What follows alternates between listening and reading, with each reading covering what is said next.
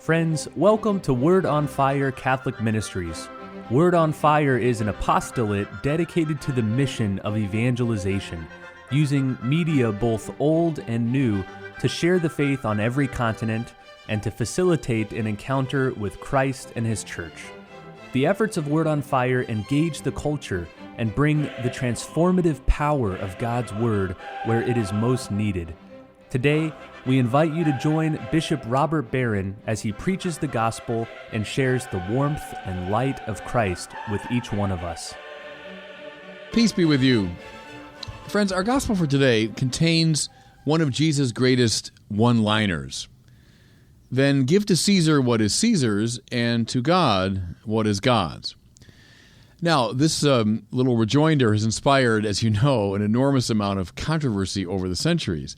And I'll come back in the second half of the homily today to explore what that might mean. But first I want to get at another spiritual issue that this story suggests. And to do this, we have to look at the context of Jesus' famous saying. It should be clear by now in the Gospel of Matthew, the section we've been moving through the last several weeks, the Pharisees don't care much for Jesus. And they've been sort of coming after him, and he's been coming back at them.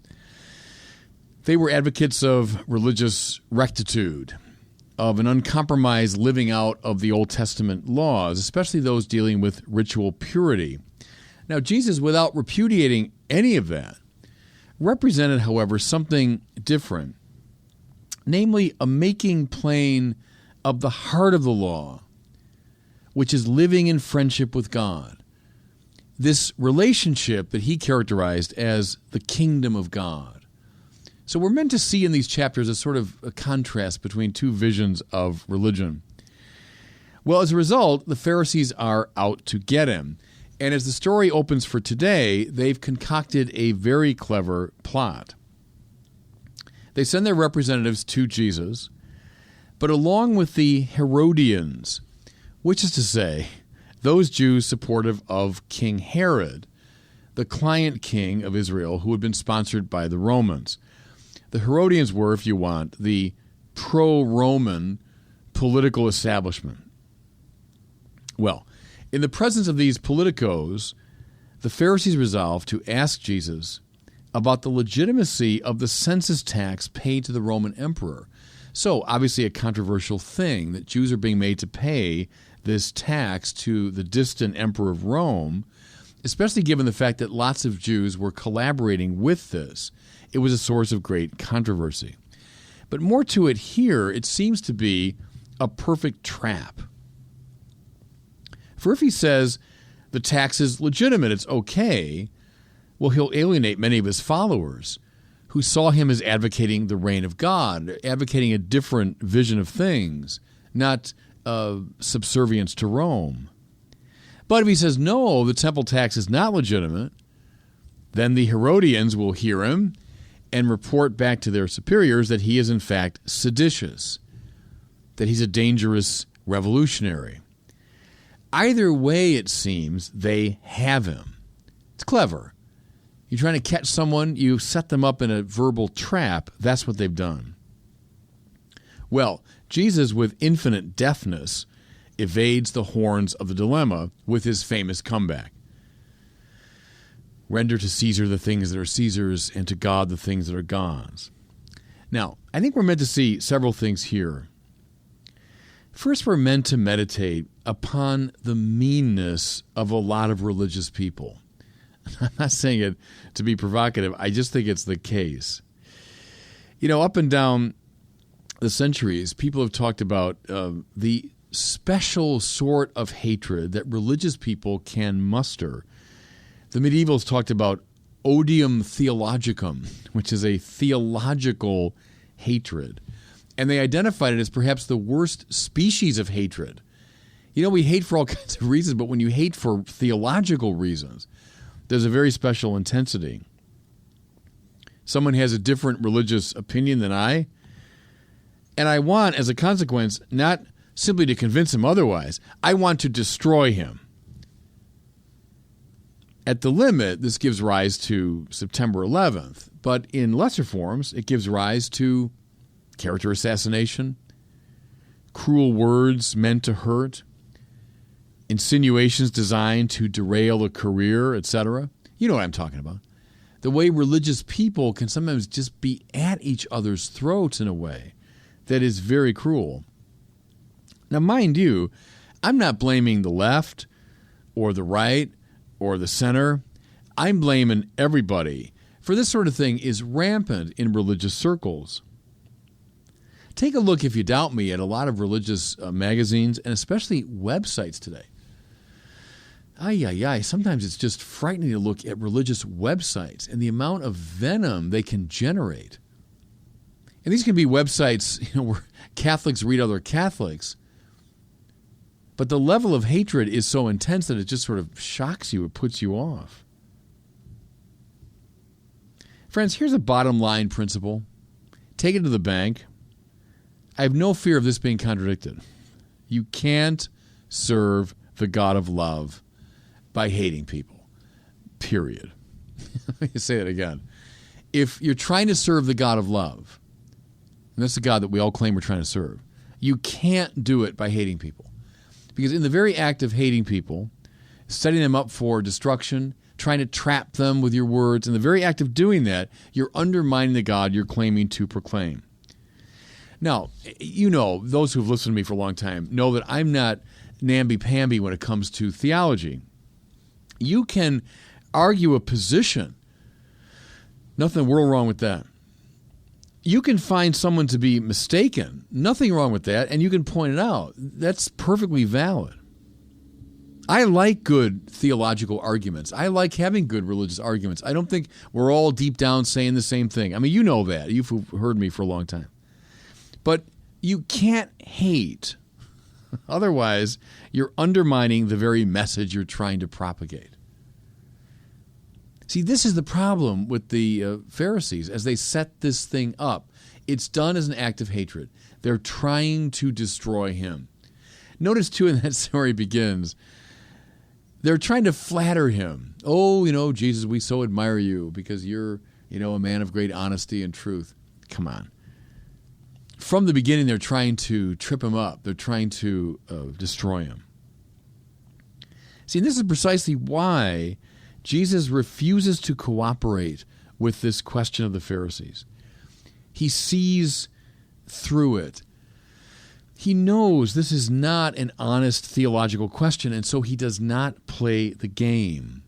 See, that's part of the strategy here in the famous comeback, is he's refusing to situate himself on the horns of this dilemma. He sees through their purpose and their intention. And I might suggest to you, friends, it's not a bad strategy when you're up against religious haters. There are people that want to draw you into their games, into their strategies. They want you to answer in kind. See, because when you do, you justify them in their original hatred.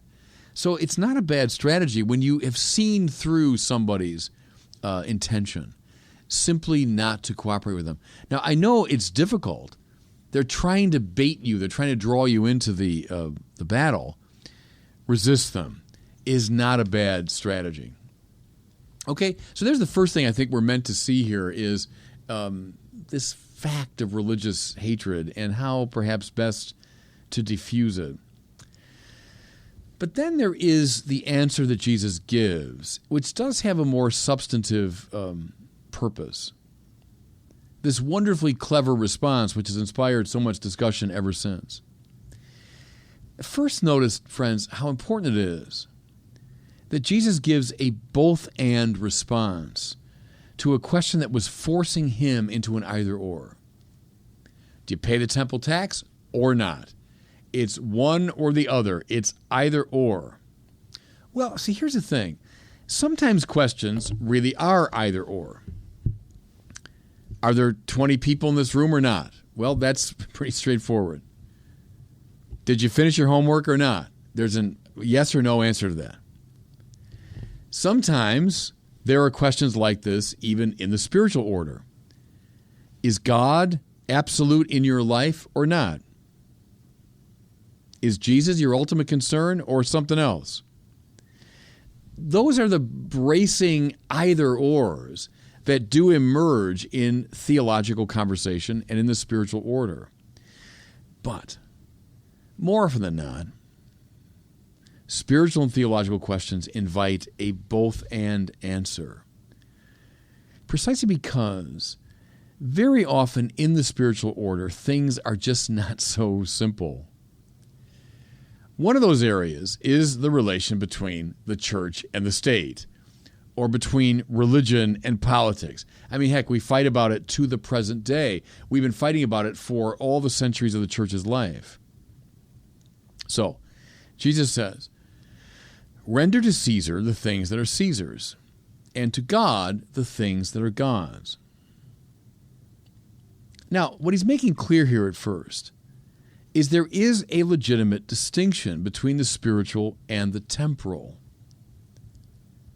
Governors and governments have their own legitimate sphere of influence and operation. They legitimately raise taxes, make laws, order the society. Neither Pharisees in ancient times nor priests in the present day should be government officials. You know, I'll pause here to reflect a little bit on Pope Benedict's recent talk he gave in Germany. He said, Christianity at its best has never derived the particulars of political law from the data of revelation. Interesting observation, isn't it? Unlike other religions, think of Sharia law in Islam that does just that. It takes very definite political and legal directives from the data of revelation. Christianity, he said, relied rather on the practice of Roman law and on the reflection of Greek philosophy. What it allowed for, in short, was, to some degree, the legitimate, independent functioning of government apart from the church. At its best, Catholicism never moved toward a theocracy, where popes and bishops were the political leaders of Europe. Now, certainly popes and kings and emperors battled, and there were struggles over the centuries, but at its best, the Catholic tradition never moved in the direction of theocracy. John Paul II, by the way, saw this with very great clarity. It's why he directed that no priest should serve formally in government. Remember that way back in the 1980s, he determined that priests should just not be directly involved in the government of the society. I mean, as a priest, I shouldn't enter Congress and start formulating the details of tax law. I shouldn't be negotiating treaties in the Senate. That's one side of it. Render to Caesar the things that are Caesar's, and to God the things that are God's. There is a legitimate distinction. But now, think about this as I close. In the ultimate scheme of things, everything belongs to God, since God is the creator of all. Everything belongs to God, including Caesar. See, what does that mean? It means that everything, including this legitimately independent political operation, is finally under the moral and spiritual aegis of God. That's why the same John Paul II, who said priests shouldn't be directly involved in government, also spoke with such eloquence and power against the communist regime in his homeland. That's something of the subtle, nuanced, complex answer to this question that Jesus gives. Not an either or, but a rather eloquent and fascinating both and. Render to Caesar the things that are Caesar's, and to God the things that are God's. And may God bless you. Thank you for listening to this week's homily from Bishop Robert Barron. For more resources from Bishop Barron, please visit wordonfire.org.